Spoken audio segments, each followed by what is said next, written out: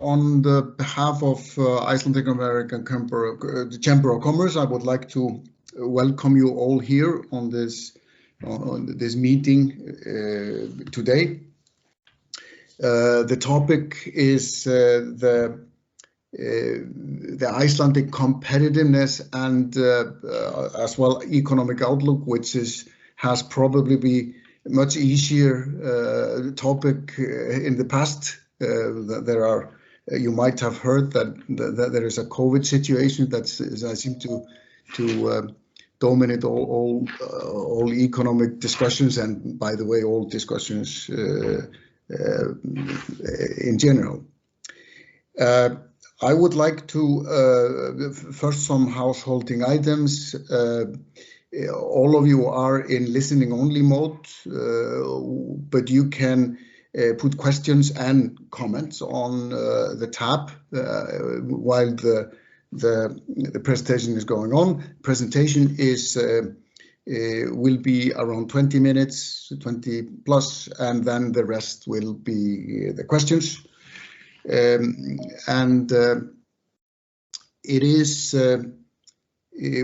we are strict on timing. We will stop in 30 minutes. There is a hard stop in 30 minutes. So without further ado, I would like to.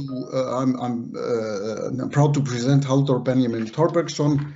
Halldór is a Director General of Icelandic Confederation of Employers and has a very deep understanding of Iceland, economy situation in Iceland, and Icelandic competitiveness.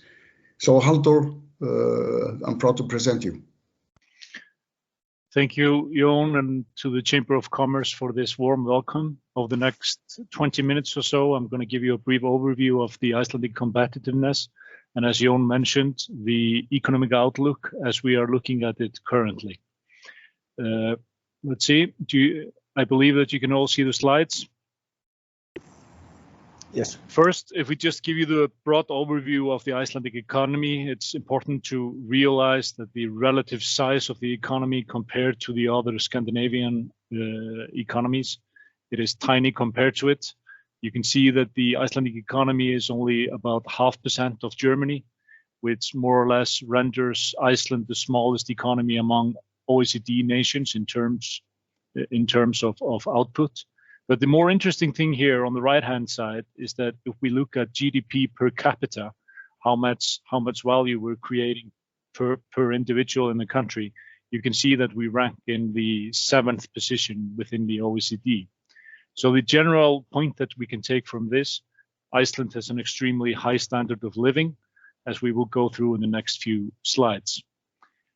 If you look at what are the bases for the standard of living, I would say there are 5 main pillars. We have geothermal heating instead of coal and oil, hydroelectric and geothermal energy for all electricity, clear spring water as drinking water, sustainable fisheries, and then in the last few years, tourism. There's been a significant tourism boom in Iceland, if we look back a decade or so.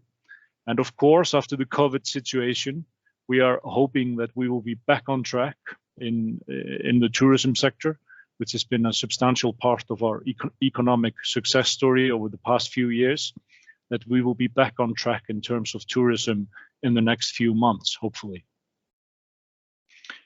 If you look at foreign trade, which is important and a part of the discussion we will be having here today, you can see that many products and services are not produced domestically and they need to be imported. And a strong export sector is essential to fund these imports. And international trade thus plays a fundamental role in Icelandic economy. And if we try to disaggregate where the imports and exports are coming and going, you can see that the largest exports markets are the Netherlands, the US, the UK, Spain, France, and Germany. And if you look at the imports, you can see that it's more evenly distributed. But I want to make a special point in terms of the Netherlands that has to do with aluminum export from Iceland's heavy industries. If you look at on the left-hand side, you can see trade as percentage of GDP. You can see that it's been on a downward trend since 2007, 2010. And the reason there, of course, is first of all the growth of the Icelandic economy, and secondly, the shrinking banking sector, which I'm not going into, which happened in the aftermath of the financial crisis in 2008, 2009. If you look at the diversification of our exports, I would say that we could do better, but we've been improving the situation over the course of the last 10, 15 years. If you look at if you look at the diversification that we've seen over the past 120 years, we've gone from economy mainly or almost singly reliant on fisheries into a more diversified economy that you can see in 2017, which is more representative of our economy than 2020 due to the COVID crisis. And you can see that it's fisheries, it's tourism, it's agriculture, aluminum, and other. Agriculture, of course, has been on a downward trend for the last 100 years. If you look at the 2017 year, you can see that tourism is almost around 40% of total exports. And it has contracted significantly, of course, due to the COVID situation, but we expect it to go back to its former growth path in the next few years. The Icelandic economy has historically been prone to significant fluctuations, but it has to be highlighted here, which you can see on your right-hand side, that we've been experiencing the longest economic growth period since our independence in 1944. There's been positive economic growth on an annual basis from 2011 to 2019. But of course, as everywhere else, there has been significant economic contraction in 2020 and possibly in 2021 as well. I want to make the point now that after the short presentation, the slides will all be readily available to those attending the webinar here today, and they will be sent out, or a link will be sent out to the presentation in PDF mode for those interested. If we look at if you try to disaggregate how the COVID shock has affected the Icelandic economy in 2020, the latest estimation is that the contract is roughly 6.6% of GDP. And if we disaggregate that into the main drivers of economic growth or contraction, you see that the biggest fall has been in exports. Imports have been decreasing as well. Investment is down from previous year, but consumption has more or less leveled off at the same level as it was in 2019. But of course, with all the government stimulus agenda, there has been an influx from that part, as we can see in most Western nations. This is a rather interesting picture. It looks quite complicated, but it's not. What it highlights is that on the x-axis, you can see how large tourism has been a part of the GDP for each country. And Iceland is on the far right side of that axis. On the y-axis, you can see the economic cost of the COVID-19 situation.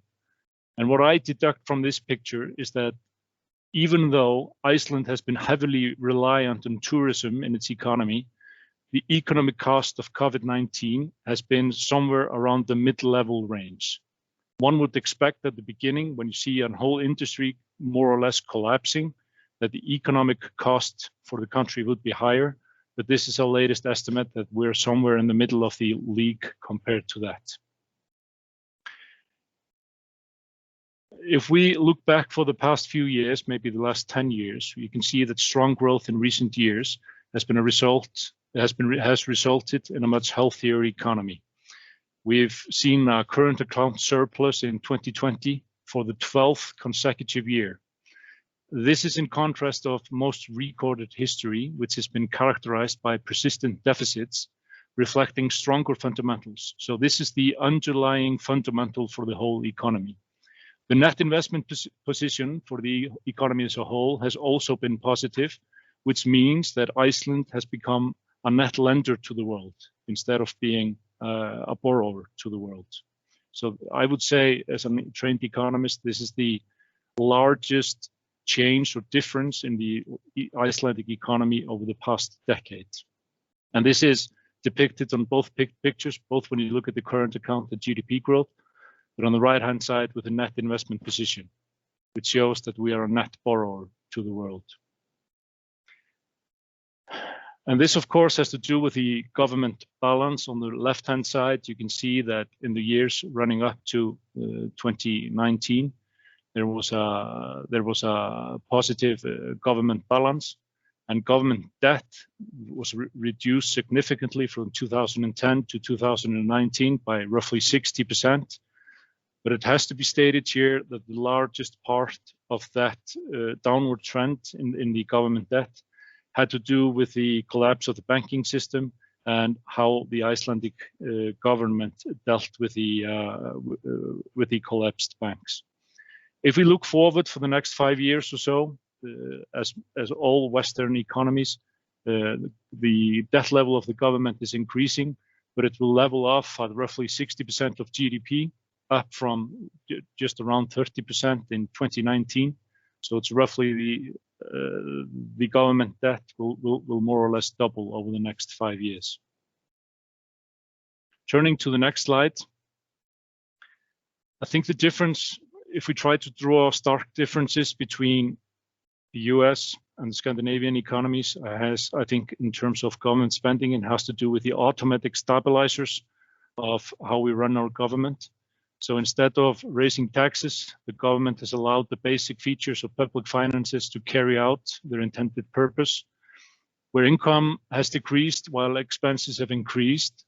And when we look at the direct countermeasure, households have benefited the most for the government response. We're all reading about government response in different markets, but if we try to break it down on the right-hand side, you see that the majority of the direct measures taken by the government have been directly affecting the households, whereas a smaller portion has been directed directly to the firms in the country. But of course, these are not two individual things. This is almost, the economy is a kind of a living organism, and we have to. It's difficult to disaggregate this into two different groups, but this is our best effort in trying to see how the government programs have been benefiting firms and households. If you look at the historic interest rate in Iceland, it has to do with decades of high interest rates, but that has changed significantly. The central bank has changed its stance on interest rates, and we're seeing the lowest base rate in the history of the central bank, and the policy rate currently is at 0.75%, which of course has stimulated investment both for households and firms. And I think this is one of the largest change that we've seen over the course of the last 2 years. If we go back only 5 years, you can see that the base interest rate was somewhere around 6%. And as I said earlier, now we're less than 1%, at 0.75%. The Icelandic economy in general over the last decades has been very inflation prone. But recently, the inflation has been around the central bank target rate, which is 2.5%. And this success in terms of inflation rates comes despite a roughly 56% to be exact, wage increases since 2015. So I'm going to repeat this. The nominal wage level in Iceland in the last 6 years has risen by 56%, but at the same time, inflation is under control. Now this, on the right-hand side, you can see has resulted in a 36% increase in purchasing power, which comes back to my first slide, where we're looking at GDP per capita. The purchasing power of individuals in Iceland has increased by roughly 1/3 since 2015. The downside to this is that Iceland surely is among the most expensive countries in the world.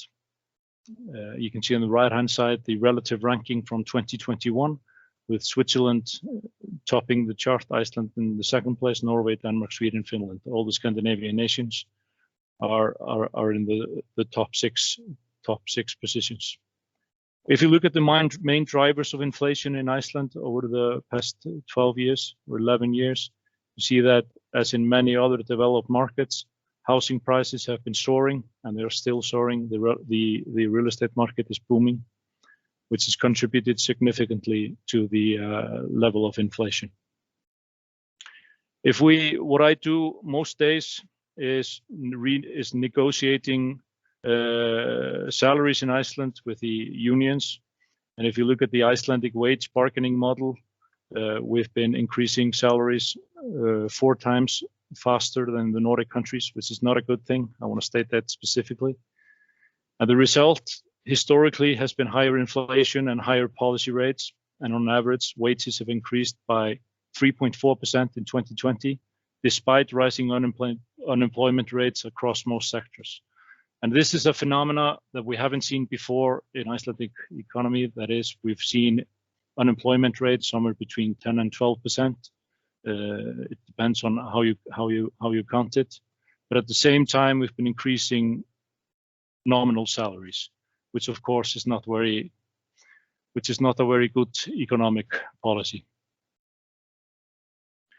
If we look at the krona, the currency of Iceland, it's a highly debated issue in Iceland and has been for the last decades, I want to say. But yet at the same time, it's an important security valve. When the economy is overshooting, we see a devaluation of the krona, which of course will strengthen the competitiveness of our export sectors. It is my view that the currency will most likely play a big role following the COVID-19 crisis. But you can see on the right-hand side that the real exchange rate in 2018 was soaring near new heights, but it has been decreasing significantly since then. So, and on the left-hand side, you can see the exchange rate for the euro against the Icelandic krona, and the Icelandic krona has been devaluating somewhat over the course of the last years, of course strengthening the export sectors of the country. I will just go briefly through this. You can see on the left-hand side, which is net import of labor. So we've been a massive importer of labor. We have people coming from all over the world to Iceland. This was topping roughly in 2017 when we had 8,000 people emigrating to Iceland out of a population of roughly 350,000. That is a significant change. And these are annual numbers. The unemployment rate has been increasing significantly due to the COVID-19 situation. And as I said earlier, ranging between 10 and 12%. And if we look in a more detailed manner into the unemployment rate, it is mostly stemming from the industries that have been most severely hurt in the economic downturn, more or less tourism around the country. That is the biggest contributing factor to the unemployment. Towards the end of the presentation, I wanted to highlight we have a website which is called Work in Iceland for those interested in getting further information. Maybe not enough about direct competitiveness in terms of taxes and public finances, but more in terms of how to live in Iceland, how to move to Iceland, how to set up a company in Iceland. And this is the website, Work in Iceland. Just Google Work in Iceland and you will get access to the website, which will more or less answer all the soft questions relating to the competitiveness of Iceland. If we try to sum up this brief presentation before we go into the Q&A part of it, I think going forward, it's important that Iceland maintains and supports sound economic fundamentals, as well as providing future industries with room to grow and prosper. In the first part of the presentation, I've demonstrated that the standard of living is very high in Iceland compared to other countries within the OECD. And despite significant wage increases in recent years, inflation has been low. The currency has been depreciating somewhat, strengthening the competitiveness of our export sectors.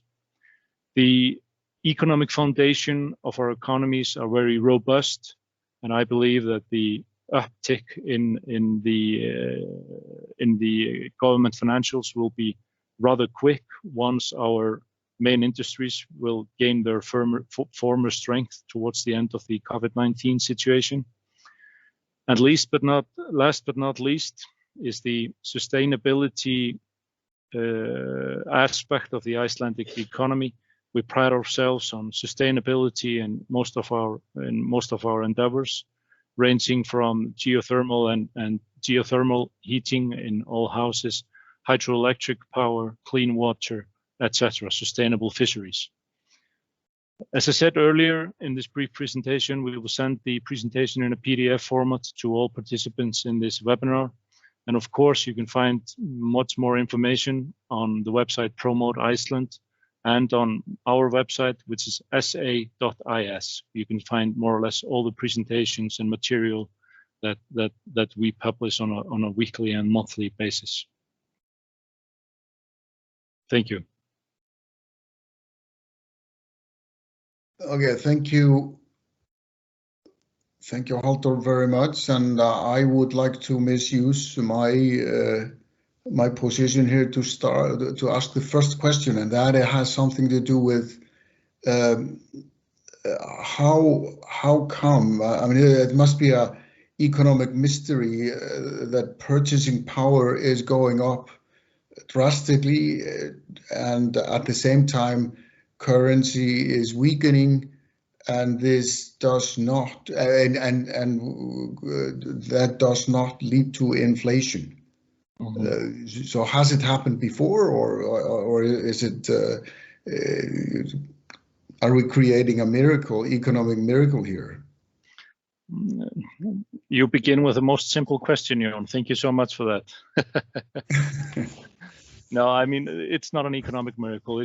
My personal view is this, that the increase in the personal income and I have it here on the slide. Let me see. I'm just going to go back to it.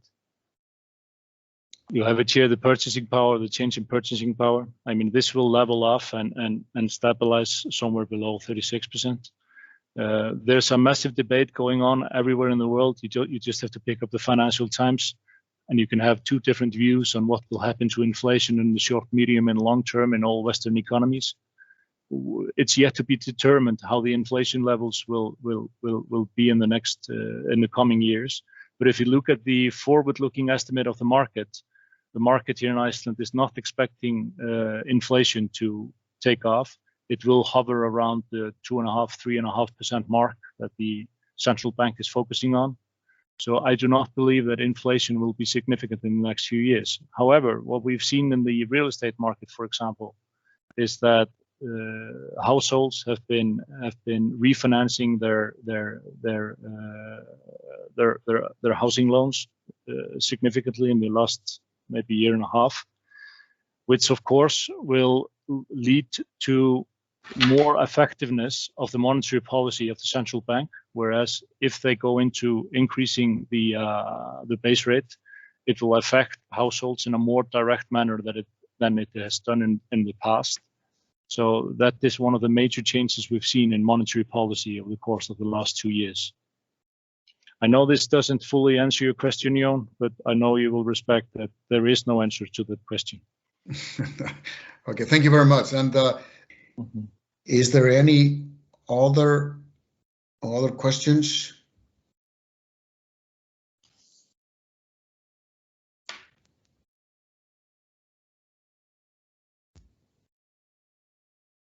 Okay, so if that is not the case, then then I would like to thank Halldór on behalf of the chamber for a great presentation. I'd like to thank you for the participation. Hlynur, of course, as usual, who is arranging all this, and thank you very much for the participation.